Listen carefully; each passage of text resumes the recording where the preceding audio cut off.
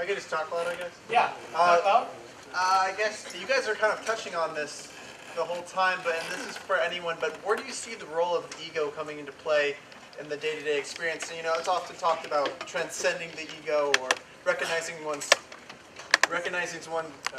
role of ego. So the question is, what is the role of ego in all of this? And as far as is it a useful tool to use, or would you say some say it's the enemy, some say no, it's how we interact with the dual nature of things, and so you have a choice.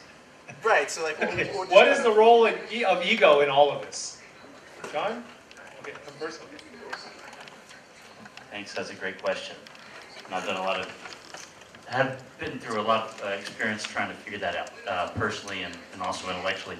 My understanding is ultimately that we want to put what we call the ego, I call it the outer self, but into service of of our higher self, right? So proper ultimate relationship that you want to establish is one of teaching your ego to be obedient and enjoy being obedient to you. The challenge is that until we get to a certain stage, when we say I, we mean the self-concept or ego. So there's usually a process around stage 9 of the model we have, where we have to almost dissociate and make a clean break, almost like a bad breakup, where you can't have those late, you can't hang out with them for a while. So I find that there tends to be an appropriateness at a certain stage to sort of sever the tie completely. That happened a lot, that happened to me. But there's a danger at that point to then turn to almost like be in conflict and try to get rid of it.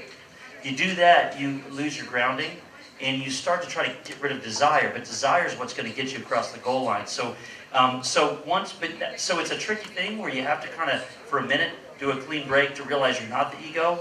Then gradually you develop a process where at one level you're willing to be reverent, almost like to an external God or something, like to your own self. You develop a worship practice of the higher self. And then when you do that, it starts to come through you and you identify as it, and you put your ego in the service of it. You turn it into a servant. It's weird, right? But that's what I found, and it was very tricky to figure this out. But I finally believe I've got it, so I hope that's helpful. Thank you. Yeah. Very good. I just want to build on what John's saying. I completely agree. And that sometimes there's a phrase used that you want to transcend and include your ego. So development is a process of transcending and including. Another thing to say is that you're not moving beyond the ego, you're moving beyond exclusive identification with the ego.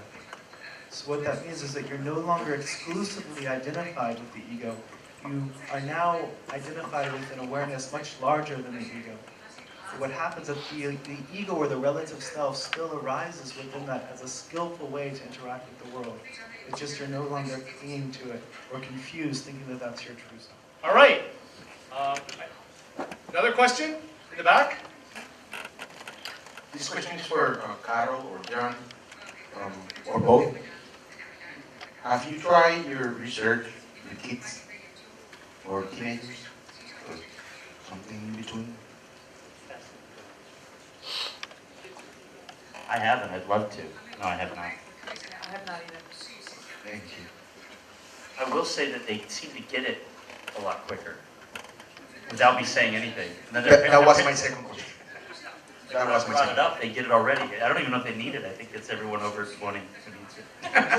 I don't know. I mean, we could make it accessible, but kids, it's like they're a new generation who's born to swim in these new waters. That's encouraging to me. Thank you. All right. Another question? Mike? So a question for both speakers. Previously, the first panel today, where the speaker said, one of the speakers, can't remember who it is, but he said that when Buddha decided that he is going to be a Buddha, he does not have fear anymore. So in this case, does fear mean he has the control over fear, or fear is faded away? So that's my first question. I have two questions. So second one is, also the ego question is, sometimes for myself I found that ego is connected to the pride of mind. When I start doing something, I said I'll do it independently, I don't need help. But then the fact is that I do need help, and then I'm afraid every time the ego comes up, but I have no control over it, so I have to pull away with it. But the further I pull away with it, actually closer I get with it. So it's very hard, it's like the rubber band theory. So how do you deal with that? I understand the thing you said about, you know, investigating it, but the fear is like another part of it. I'm afraid that the fear will come up every time the ego comes up with me. And also I feel like the second version of myself will also have fear. So ego of my version of myself actually has fear as well. So fear, role of ego?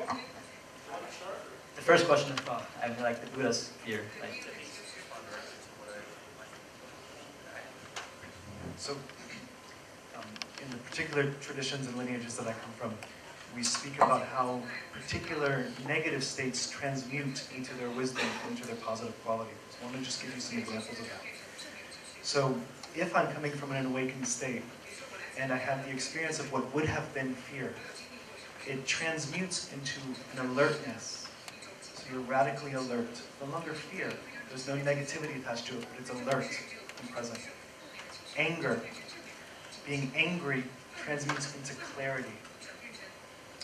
A sense of shame transmutes into a wanting to be your best self and to show up in the world in a way that is meaningful. So it's not that it's true that the negative states go away, but the energy remains and it transforms into its positive wisdom energy. One example. actually, it's like you're not transmuting it because it's already there, you just recover it. I mean, like you're discovering the new version of it. The essence of it shows up in your experience and it transforms. That's cool. And you know, we each have our own ways of making these actionable. You know, in terms of, what was helpful for me is to understand scientifically, kind of like how I understand it works. Like, you basically have this lower mind. It's not bad. It's, you know, it's the what I call the primal unconscious. And all fear ultimately is going to rise because your conscious mind is listening to it, right? So you're the bigger you, right? The you know, it comes from the creative unconscious. And really the path that has been easiest for me is to doubt. If you just outright refuse to believe anything that doesn't make you extremely joyful and happy, you know what I mean? Like anything, like if you get unequivocal like that, then everything that comes up, even the desire to pee, is ultimately not real to you. You see what I'm saying? A pee comes up and goes, does that make me really, well, that can't be my voice. You know what I mean? So just, I did that once with particular intensity, and it was in a situation where I was in the service of a client who was doing this work, and it was a really deep, like I wanted to protect someone. It was like a warrior moment where I had to be really present. And but I was also playful. There's this sort of playful, but yet focused thing. And this may sound crazy, but I popped right through the walls of time and space and went to the white light. I had a near-death experience by standing with the immovable, you know, for that, with conviction, saying I'd sooner die, right, than believe anything that isn't true within my head. Right? And not everybody's going to have that sort of an experience, but I've helped a lot of people make great changes because I think we tend to not doubt enough what's going on inside of our own head. We buy into the crap that's going through our mind, and the truth is, talk about the extended mind, I think a lot of what's coming through our head really has nothing to do with us. We don't doubt it enough. So I think being doubtful and playful at the same time, and just not believing anything that doesn't feel great. Like if you really doubt your own fear, because fear is a way of tricking you into saying it's going to help you. Like fear will say, I'm going to help you avoid fear. And you go, oh good, because I don't want to feel fear. And in that moment, you've been tricked into believing in it. Does that make sense? It's very, very clever. The shadow's very clever. So the only other thing I'd say is just, it's a long journey. Because there's some stuff in our unconscious. If we truly are unlimited beings on this journey, going back home to where we started, if you buy into that, that means that we've completely fallen asleep to the choice that we made to create time and space. Which means that who we are is beyond our comprehension. And as we get to know it, at first it's going to scare us because that power will be seen through the lens of fear. So I think like taking that long view and recognizing that there really is only love, and terrified by our own power probably a few times, but we can always catch it, will give us the courage to keep moving forward without fear. So you're saying like admit the existence of the problem, but also admit that it is part of you, it's fine, and then being playful and with the ego or either shadow part of yourself so that you may find better versions. Right. It's like kind of, yeah, be playful, but it's a right balance between the warrior and then that sort of playful energy, and you become immune to shadows. Yeah. All right, one more? Yes, thank you. Well, I just go through fasting, detoxification fasting and for 24 days. And I cured myself, the high blood pressure, a lot of diseases. But I was told that I am the best doctor by myself, for myself. So I just want to know, is that kind of subject, meditation can help improve the health conditions, and how that relates to the, the body, the human body, the science. So anybody have the kind of research on that? So he went through a 24-day detox and became a lot healthier, lost a lot of weight. Yeah, well, that 24 days I was supported by the meditation practice 3 times a day, in the morning, in the noon time, and also in the evening time. So at least half an hour for each time. So I just try to understand whether meditation play a part of that to help improve my health condition. You say meditation? Yes. Yeah. Yes. So meditation and I guess a fast has transformed him. And he's trying to understand the mechanisms, Yes. or Yes. how that, as a practice, has allowed him to be a better version of him than before he started. Yeah? Thank you, Juno. Yes. I don't have any particular research around fasting and meditative states or anything like that, but I do have a background in nutrition as a nutritionist for 10 years, and I did start to see the patterns between one's capacity to drop into very deep states and one's health and well-being, the toxicity of the system, the health of the gut. Your gut has over 4 pounds of bacteria, and if it's not healthy and happy, it will create havoc in the system. So yes, I have witnessed, I've not done my own research, but I have witnessed time and time again with clients when the body is in a healthier state, in a more stable, comfortable, calm, grounded state, that it does affect many other elements of one's being. And I guess as a practice, if you heard John's talk, I guess you set an intention, and then you probably went through that cycle. You set an intention, you're reframing right now, you're kind of exploring, and I guess part of this reintegration process is which is your question. And so again, really admirable of you to set the intention, and I don't know how many of us, I definitely, especially this trip with all these banquets, don't think I could have gone through a fast for 24 days. But I guess that's part of this commitment. It's an example of how transformation happens. And the only other thing I'd add is that it really is about purity. It's about purification. I mean, I think this whole process. Listening to the wisdom of the body.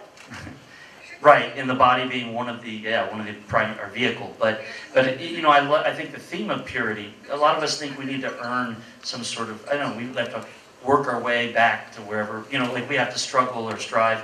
The truth of it, as I understand it, is that if we follow our nature, we'll allow ourselves to release the toxic beliefs and chemicals and everything, right? And it's that surrendering process that purifies us and then restores us to our natural condition of wholeness.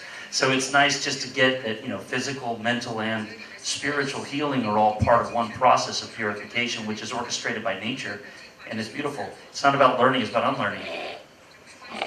We're slightly out of time, but there was one last question back here. Was there still a question back there? Yeah. Okay, so Dr. Duckworth mentioned that technology is like the extension of our psyche and mind. So I have a question about implicit bias and discrimination. Because we know that implicit bias is also coming from our mind, and whether it's at the subconscious level or at the conscious level. So can we use technology to sort of eradicate or lessen the notion of bias or implicit bias, especially? Well, that's my hope. And it is, implicit bias is something that you're not conscious of unless you use technology and do one of these tests that shows that you are biased or prejudiced in ways that you're not conscious of. So, in contrast to listening to the body, and going with the flow, which often is touted as the main practice of meditation. What I wanted to also emphasize is that meditation is about going against the flow. The flow can just be playing out your biases and your karma, your habits. And so there's also and I'm hopeful that, or optimistic potentially, that technology can offer us tools to be aware of our own false assumptions, our false consciousnesses, and implicit bad habits. So like now we have those data, but we haven't used them like in a way to effectively to lessen bias, even though like we took those measurements and we know that we are sort of implicit biased in part, but like we haven't figured out a way to use it. Right. Well, I think the first step is knowledge, and so it's to question our assumptions about reality. I think that's a first step that it allows you to stop and critique your habitual patterns, but it doesn't necessarily offer you a path to overcome that. But the first step is being aware that there's a problem. The first noble truth, acknowledging that there is a problem, suffering, and then you can go about looking for the cause and the cessation, the path to that cessation. All right, so we're out of time. I'd like to thank the speakers once again and thank all of you. I think the speakers will be in the lounge if you have any further questions. One other thing is, in the room right behind the VIP room, literally right behind this wall, we have set up an ambisonic system. It's, I know we're going to cover sound on the third day, but we have a whole experience with 8 speakers around to play sound music that will also facilitate transformation. And we have some people that will be researching it on the third day, but they only had a room to set it up today. And so we're going to have that set up today for, hopefully it'll be ready this break, but it'll definitely be ready in the next break and after the last session. And before the film, we will have an experience there and invite you all to try it.